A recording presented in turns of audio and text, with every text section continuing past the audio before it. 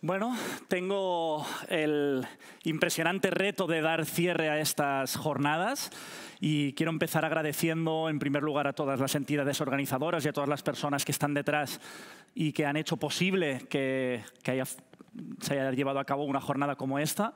Y en segundo lugar, quiero también agradecer a todos los ponentes y las ponentes y a todas las personas que estáis hoy aquí, porque realmente creo que hemos aprendido mucho, hemos tenido auténticas y maravillosas reflexiones, discusiones a lo largo de la mañana y creo que eso no es habitual últimamente encontrar espacios de reflexión como estos. Como os decía, tengo el reto de intentar dar cierre y mi objetivo va a ser un poco intentar articular muchos de los elementos que han ido surgiendo a lo largo de toda la mañana de hoy. Y para ello voy a empezar, de hecho, con una de las primeras palabras que han abierto la jornada de hoy. Empezábamos más o menos señalando algo así como que la escuela es el ascensor social, continúa siendo ese espacio, ¿no?, de transformación, me gusta a mí decirle, quizás incluso. Y, de hecho, me gustaría empezar remarcando esta idea, ¿no?, remarcando que la escuela, por su propia naturaleza, es aquella institución, la única, me atrevería a decir yo, institución, que precisamente por esto, ¿no?, por cómo funciona, por cómo está pensada, por cómo nace, puede conseguir realmente este objetivo de la igualación, de la transformación, de la movilidad social. Es, para muchos y muchas chicos y chicas, el único espacio de encuentro entre diferentes, o debería ser el único espacio de encuentro entre diferentes, y además es un espacio único de abertura de mundos, de abertura de nuevas ventanas de oportunidad, de nuevos horizontes de acción que rompen un poco con esas lógicas más reproduccionistas de los entornos familiares, sociales, urbanos, más inmediatos, ¿no? Creo que esta ilustración de Eneco recoge perfectamente esta función que tiene la escuela, esta maestra, que es como se titula la ilustración, que abre, metafórica, pero también de forma real, nuevas ventanas de futuro, ¿sí? Y por lo tanto, la escuela y la educación tiene que preservarse en esta función de una manera prioritaria, ¿no? No obstante, sería muy ingenuo y os estaría engañando si nos dijese que esta función está claramente sesgada, claramente influenciada y condicionada por múltiples formas de desigualdad y exclusión social y educativa. Todos y todas, con más o menos experiencia en las aulas, en la educación, en las escuelas, sois más que conscientes de esta realidad. Y de nuevo quiero aprovechar el recurso de la ilustración, en este caso de Frato, para remarcar, ¿no?, cómo frecuentemente la escuela se enfrenta a esta tarea de enseñar, de ser significativa, de vincular al alumnado, hablaremos de todas estas cuestiones, en un entorno muy marcado por una desigualdad que es muy compleja, una desigualdad que es multinivel, que es multidimensional, que tiene muchas formas, que no siempre son las mismas formas en los diferentes contextos en los que nos encontramos, ¿no? Esta aproximación a los múltiples mecanismos de la desigualdad escolar se la cojo prestada a mi mentora y compañera Ina Tarabini, que define de una manera reduccionista, no os voy a engañar, pero creo que suficientemente compleja como para que pongamos un buen punto de partida, 5 grandes dimensiones, mecanismos que producen y reproducen la desigualdad escolar. Encontramos todos aquellos elementos que tienen que ver con la dimensión social, con el impacto de la pobreza, de la exclusión social, que irremediablemente se ve impactada en cómo los chicos y chicas llegan con diferentes mochilas, algunas de ellas muy pesadas a las aulas. También tenemos todos aquellos elementos de carácter sistémico, en un país como es España, con una tradición no muy lejana de un mercado laboral desregularizado, precario, con altos tasas de abandono escolar prematuro y una inserción muy precaria al mercado laboral, pero con un impacto muy importante. Hemos vivido este factor de atracción, este factor pool de estas características propias de nuestro mercado y por lo tanto son elementos que también tenemos que combatir constantemente a la hora de mantener al alumnado vinculado en los centros. Y finalmente, yendo más a niveles meso y micro, todos aquellos elementos que tienen que ver con la propia arquitectura de los sistemas educativos, con las realidades frecuentemente por debajo de los estándares que nos gustarían en los cuales viven los centros escolares. Y finalmente, y se ha hablado mucho y hablaremos hoy para cerrar, de la parte de la dimensión relacional y de las emociones, ¿sí? Todo aquello que tiene que ver con la subjetividad, con el vínculo, con el apego, con el compartir la escuela como un elemento común. No obstante, a mí me gusta plantearlo no tanto como una dicotomía, educación o escuela y desigualdad, sino como una tríada. Porque si existe la desigualdad en la escuela, la desigualdad en la educación, también existen mecanismos, maneras de abordarla. Y aquí es donde entra en juego la equidad. Para mí, educación, desigualdad y equidad deben ser, si queremos pensar en términos de la pregunta que nos hacíamos al principio, la educación para todos y para todas, ¿es una meta real, sí o no? ¿O es solo un leitmotiv? Si queremos darle respuesta a esta cuestión, debemos incluir la equidad y la debemos tener muy presente. Una equidad que, al igual que la desigualdad, no es unidimensional. Frecuentemente se encuentra inmiscuida de una manera diluida en los diferentes momentos de lo que podríamos denominar como el proceso o la cadena productiva de la educación, ¿sí? Y que, por lo tanto, podemos ir encontrando de una manera simplificada tanto en el acceso como en los procesos como en los resultados, ¿no? No obstante, este abordaje, digamos, multietapa, multisecuencial, también nos permite introducir o pensar en estos diferentes elementos en términos de propuestas, en términos de compensación, en términos de cómo volvemos la escuela un espacio más amigable y un espacio más abierto a la diversidad de perfiles, ¿no?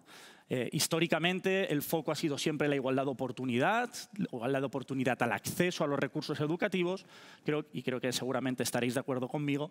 Actualmente ya el foco está más en cómo generamos procesos equitativos, equivalencia en los resultados y, en definitiva, cómo hacemos que esas experiencias se puedan fraguar en un contexto de igualdad de condiciones para estar, para experimentar, para aprender, para sentir dentro de la escuela, ¿no?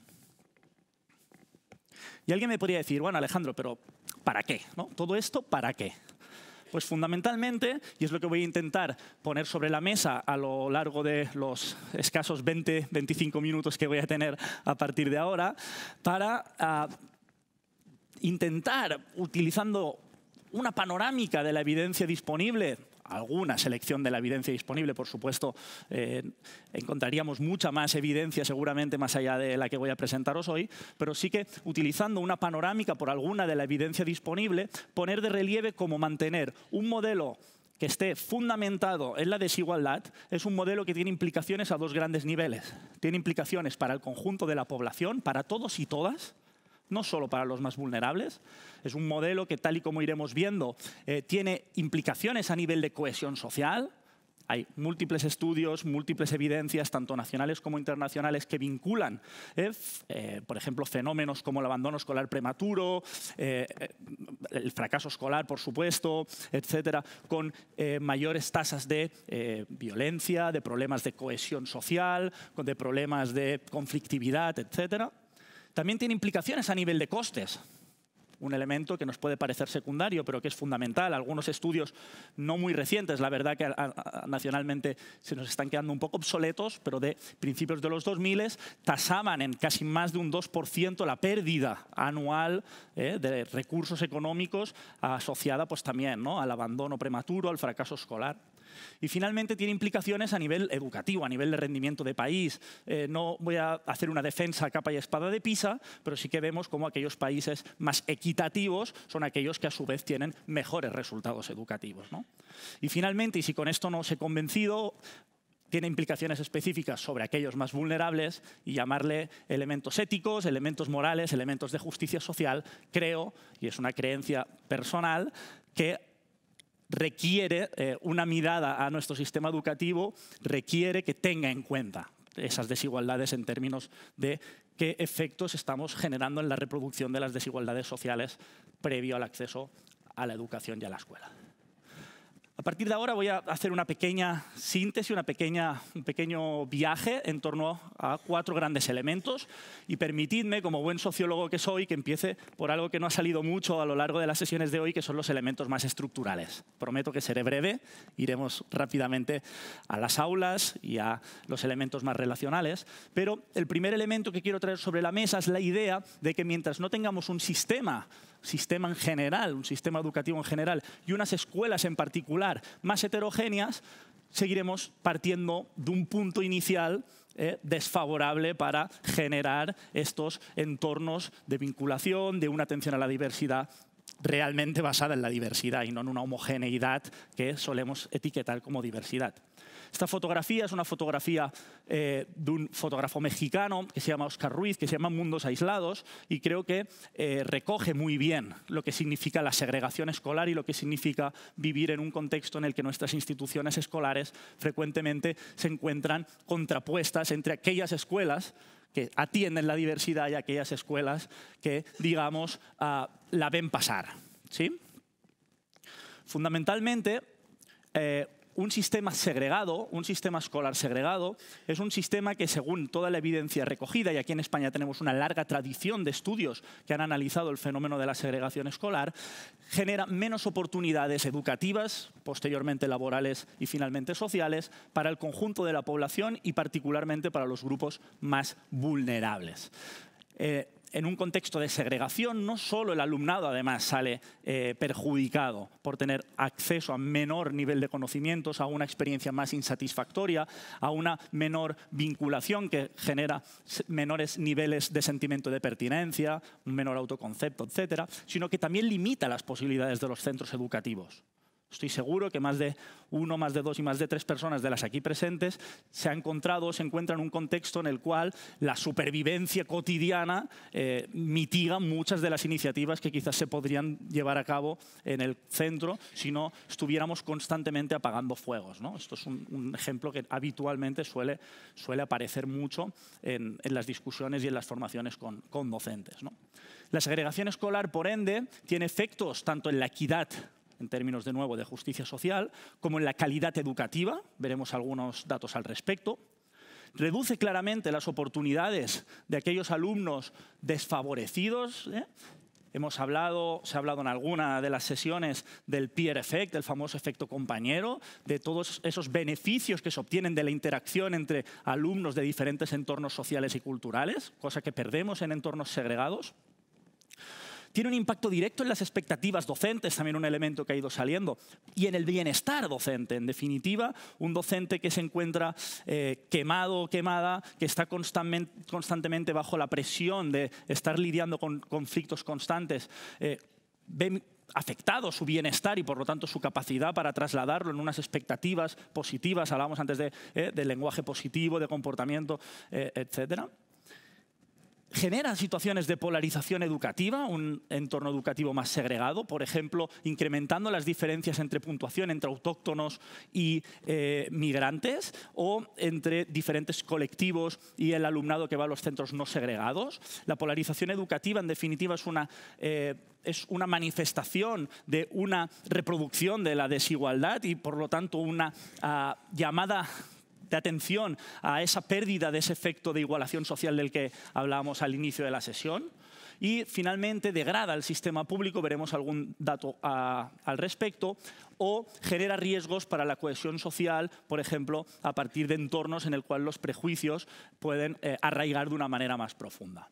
Veamos algunos datos. Aquí tenemos simplemente algunas de las asociaciones más tradicionales, por decirlo de alguna manera. Y la primera que observamos en esta lógica de vinculación entre segregación escolar y resultados educativos es la correlación, no mecánica ni directa, pero sí constante y reproducida a lo largo del tiempo entre aquellos, en este caso, comunidades autónomas que tienen tasas o índices más altos de segregación escolar con una pérdida clara de resultados utilizando, la podríamos utilizar como una proxy a una pérdida de aprendizajes, ¿sí? Esta misma tendencia, pero en sentido inverso, lo podemos encontrar, por ejemplo, también en los efectos de degradación del sistema público, del sistema escolar público. Aquí tenemos, estos son datos para Cataluña, son municipios en Cataluña, la clara relación entre la pérdida de interés por parte de las familias, este efecto huida en parte del que hablaba anteriormente, de aquellos centros públicos que aglutinan mayor, en este caso, porcentaje de alumnado extranjero, ¿sí? Y por lo tanto, lo que acaba produciéndose es procesos de selectividad, por decirlo de alguna manera, que lo que acaban generando es que algunos centros pierdan la conexión total con la realidad social y educativa del territorio. Y finalmente, si nos centramos de nuevo en lo que tiene que ver con puntuaciones por resultados educativos en concreto, también vemos cómo aquellos centros que acumulan una cantidad mayor al 25% de alumnado de origen inmigrante ven claramente cómo sus puntuaciones, por ejemplo en PISA, se ven claramente impactadas con toda esa pérdida de aprendizajes que esto supone, ¿no? Por lo tanto, el primer elemento que os traigo es digamos, punto de partida desigual en el cual muchos centros educativos ya se encuentran.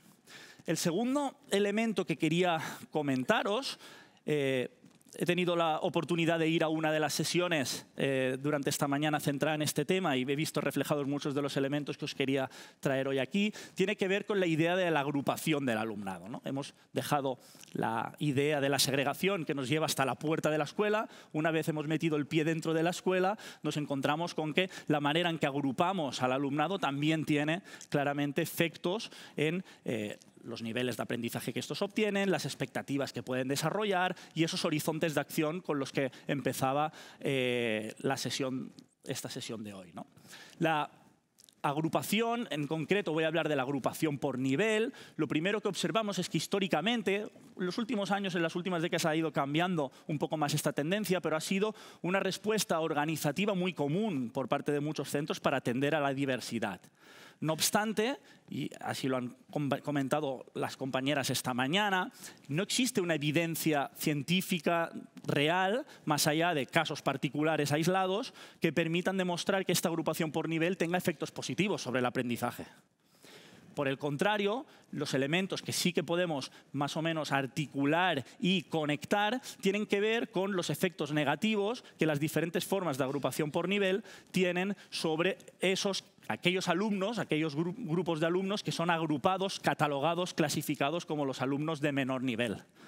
Me he sentido muy identificado con una frase, con una cita que se ha enseñado esta mañana, ¿no? Que hablaba, ¿no? Sobre un alumno que se autoclasificaba, autoetiquetaba como el más listo entre los tontos, por ser del grupo de nivel bajo, ¿no? Todas estas cuestiones, como veremos más adelante cuando tratemos del vínculo, tienen un impacto significativo de nuevo en cómo el alumnado se percibe y por lo tanto se relaciona, experimenta su proceso educativo.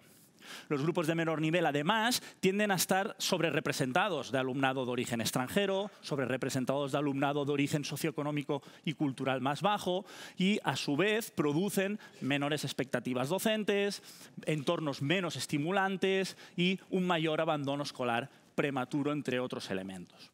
Esto lo que nos lleva de nuevo es a poder hablar de una situación de incremento de la polarización, en estos términos, tanto de resultados como de itinerarios, en la posobligatoria sobre todo, si ponemos el foco, pero también de experiencias subjetivas muy desiguales en términos de sentimiento de bienestar en el aula, por ejemplo, ¿no? Algunos datos al respecto. Aquí os traigo datos, no he conseguido encontrar datos a nivel nacional, os traigo algunos ejemplos a nivel internacional. Estos son dos formas de agrupamiento por nivel, el setting y el streaming. Se podrían traducir, o nosotros, para que nos entendamos más cómodamente, cuando hablamos de setting estamos hablando de esas agrupaciones flexibles, de ese alumnado que va a agrupaciones por nivel, a asignaturas concretas en momentos concretos de su trayectoria, mientras que el streaming o tracking, como se conoce en algunos otros contextos, tiene que ver con itinerarios diferenciados completamente, ¿no? Y lo que observamos en ambos casos es cómo la adquisición, en este caso, por ejemplo, de las competencias matemáticas, claramente se distribuyen de una forma escalada en base a la agrupación por nivel. Aquellos que están en los grupos bajos obtienen de forma significativa muchos menos conocimientos, muchas menos competencias, en este caso matemáticas. Además, un elemento interesante comparativo, y por eso traía los dos gráficos en conjunto, es cómo a mayor rigidez de estas agrupaciones, por ejemplo en el caso del streaming, es itinerarios enteros, están cursando todas las asignaturas agrupados por nivel, estos efectos se incrementan más. ¿Sí? Es decir, a mayor rigidez de este tipo de acciones, mayor pérdida de aprendizaje, sobre todo para los grupos que están agrupados. Además, como seguramente ya sabéis, hay países que nos brindan esa comparativa internacional que introducen de una manera más temprana. Nosotros tenemos un sistema formalmente comprensivo hasta los 16 años con un currículum común. Hay países que a partir de los 10 años ya introducen variables de estratificación y, por ejemplo, lo que podemos observar es cómo, utilizando aquí como base la agrupación por nivel a los 10 o a los 15 años, contra antes se empiece a agrupar, antes empiezan estos efectos de pérdida de competencias y de aprendizajes. ¿Sí? Aquí este gráfico lo que podemos observar es que cogiendo de base las competencias en PISA en una categoría agrupada de performance, de resultados, por decirlo de alguna manera, de alumnado, aquellos que son estratificados antes empiezan a perder más en comparación a los de menos. Pero además, otro elemento que observamos es que esto afecta de una manera mucho más pronunciada a aquellos alumnos que provienen de entornos socioeconómicos y culturales más desfavorecidos. De nuevo, tenemos no solo una relación general que afecta al conjunto del alumnado, sino, de nuevo, con implicaciones concretas y particulares en términos de equidad y que afecta a aquellos colectivos que se encuentran en la peor situación, ¿no? Como un elemento vinculado a esto, es la tercera cuestión que os traigo y penúltima de ellas, para centrarnos en la última, que para mí es la más importante, es el tema de la repetición. ¿Sí? La repetición, un mecanismo, podríamos decir, al menos discursivamente cada vez más obsoleto o en desuso, pero que aún sigue generando una controversia importante y aún sigue planteándose como una práctica que en determinadas situaciones puede parecer razonablemente adecuada, ¿no? No obstante, sí que es cierto que la evidencia lo que nos demuestra son dos cuestiones. La primera es que no tiene, digamos, tampoco ningún tipo de evidencia que demuestre que mejora el rendimiento del alumno que repite. No existe, digamos, ningún indicador, ningún estudio que permita demostrar que mejora el aprendizaje repetir. ¿Sí? Y en segundo lugar, lo que observamos es que es una política que se utiliza de una manera ampliamente desigual. Os presentaré algunos datos al respecto, pero fundamentalmente observamos, si utilizamos mediciones de nuevo de PISA, y no es que sea un gran fanático de PISA, pero sí que son datos que permiten comparaciones mucho más completas que otras fuentes de datos que tenemos, sí que demuestran que, por ejemplo, alumnado con puntuaciones en PISA similares, PISA al final es una medición externa, por decirlo de alguna manera, repiten en mucha mayor probabilidad al mismo nivel de estudios aquellos que provienen de entornos socioeconómicos y culturales más bajos. De nuevo, por cuestiones de apreciación, por cuestiones de expectativa y por cuestiones conductuales o cognitivas que asociamos al vínculo, y no me quiero avanzar mucho porque es con lo que acabaremos después, ¿no? Fundamentalmente, la repetición es una medida que genera impactos negativos en términos de polarización, y es aquí quizás la más clara de ellas, generando una diferencia, una brecha creciente entre aquel alumnado considerado como el mejor alumnado y aquel de rendimiento medio-bajo. Además, incrementa la importancia del entorno social y, por lo tanto, atenta directamente contra esta capacidad igualadora de la escuela y su función como ascensor social. Y, finalmente, no solo incrementa las probabilidades de abandono, sino que tiene un impacto muy considerable en las opciones de continuidad educativa. ¿Qué quiero decir con esto? Que incluso aquel alumnado que consigue graduarse después de la repetición y que podríamos considerar que la medida ha tenido éxito porque ha conseguido graduar, frecuentemente es un alumnado que no da continuidad a su trayectoria. Y en un paradigma actual en el cual la educación posobligatoria cada vez está ganando una relevancia mucho más central, pasa a ser un elemento fundamental a igual o mayor medida que la graduación en eso, ¿no? Estos son unos datos de PISA 2012, que los que os comentaba justo anteriormente, que vienen a poner de relieve esta cuestión. Cómo a una misma puntuación de PISA, aquellos alumnos que provienen o que tienen una background, una mochila más pesada y que se encuentran socialmente más distanciados de la escuela, sufren unas expectativas docentes más reducidas, se encuentran también en procesos de interiorización de los códigos y conductas de la escuela, quizás con mayor dificultad. Lo que observamos es que la diferencia interna entre grupos, sobre todo cuando el rendimiento es bajo, es bastante acuciante, ¿sí? Podemos ver que es solo una diferencia de 0,10, pero una diferencia de 0,10 entre alumnado que está sacando la misma puntuación en una prueba estandarizada es suficientemente grande como para que veamos, al menos intuyamos, parte de la, permitidme decirlo, aleatoriedad en la que a veces se aplica esta medida o política, ¿no? Y además, y esto no lo he comentado previamente, la repetición supone un coste económico calculado para, por ejemplo, un país como es el caso de España, situada por encima del 5% de coste adicional y que supone unos recursos que podrían estar destinándose a otras prácticas que ya han sido evaluadas, evidenciadas como más efectivas.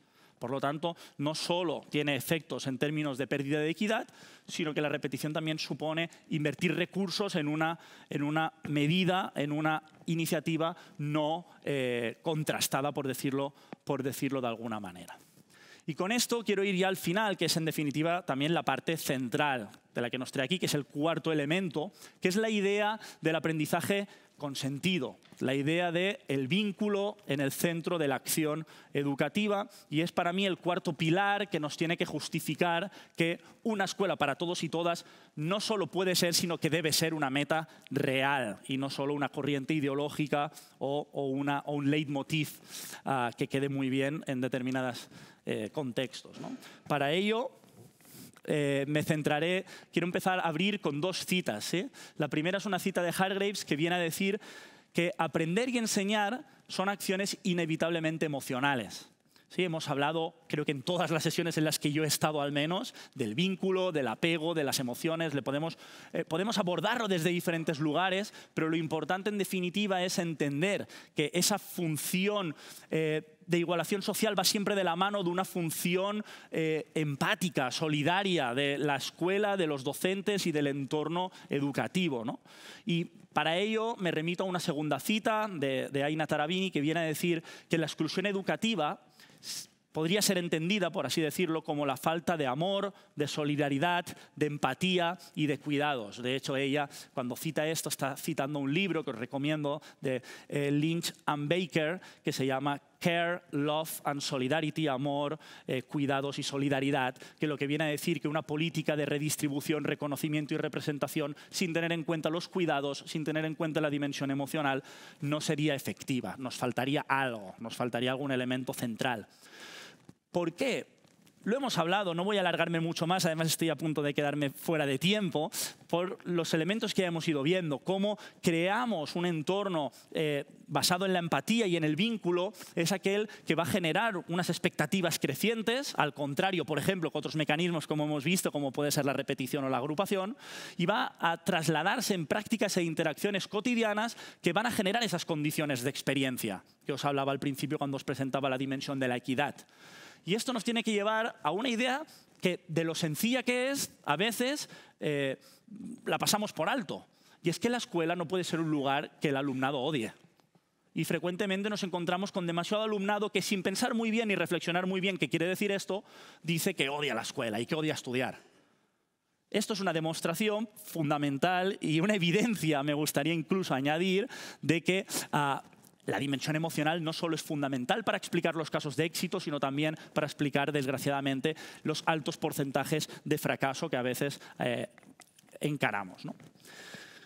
Yo no hablo de apego, me ha encantado la presentación inicial. En mi caso, yo trabajo con el concepto de vínculo. Creo que pueden ser dos conceptos complementarios. Este concepto es un concepto desarrollado por Friedrichs, que es un pedagogo creo que es alemán o belga, ahora se me ha ido justo, que él desarrolla fundamentalmente la idea de que la vinculación, una vinculación que él entiende desde 3 elementos, tiene que ser el pilar de la acción pedagógica. Una vinculación que es, y ha de ser, cognitiva, es decir, que haga sentir al alumnado que lo que está aprendiendo es significativo y que, por lo tanto, para poder abrir nuevos horizontes de acción, tiene que entender esos nuevos horizontes de acción, esas nuevas ventanas. Tiene que ser conductual, es decir, que incorpore esas prácticas cotidianas y esa incorporación de los elementos necesarios para desarrollar una práctica educativa en un contexto propositivo y positivo. Y finalmente, y lo que es más importante, es una vinculación que es fundamentalmente emocional. Y no me voy a alargar más porque lo hemos hablado mucho hoy, pero aquí lo que va en el centro es la creación y consolidación de vínculos afectivos, el establecer referentes, el que la escuela sea significativa y tenga significado y que se establezcan relaciones que sumen, ¿sí? Para acabar, porque ya estamos en el final, quiero leeros una cita. Como comentaban cuando me presentaba Jorge al inicio, yo he trabajado últimamente sobre todo con centros de nuevas oportunidades. Y esta cita, tal cual como me la dejaron, me iluminó. Después de muchos años dedicándome a esto. Me decía este chico, un chico que abandonó con 16 años, 3 repeticiones, situaciones de conflictividad, estuvo a punto de entrar a prisión por diferentes motivos. Me dijo, te digo una cosa, al final de todo, se me acercó y me dijo, te digo una cosa, la realidad es que nadie quiere fracasar, nadie quiere ser un perdedor o un desgraciado. Yo no lo quería ser, pero nadie me enseñó a tener éxito. ¿Qué significa tener éxito y cómo se consigue? A mí eso no me lo enseñó nunca nadie y para cuando me di cuenta ya la había cagado varias veces. Porque el alumnado que fracasa no quiere fracasar. Y eso es una idea que tenemos que tener muy clara para que cuando construyamos vínculo, para cuando construyamos acciones pedagógicas, educativas y pensemos en este alumnado, lo hagamos desde este marco.